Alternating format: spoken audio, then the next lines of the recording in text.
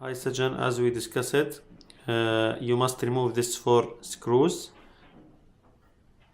this one and this one. Okay, also there is one more screws in the power side. This is the power. Up of the power switch there is one big screws, also you must remove it. Then you can take this part up. When you take it up, you will go to this side, it's cutter side.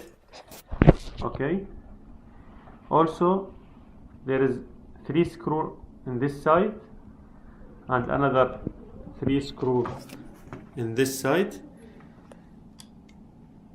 1, 2, 3. Also you must remove it to remove the cutter side. When you remove this 6 screws, you can remove this part. In this part you must clean 2 things. First, this one, this part you must clean it. Then the cutter side. You see there is glue here, you must clean it well so the wristband will not stuck inside it. Okay, after that you will return it back.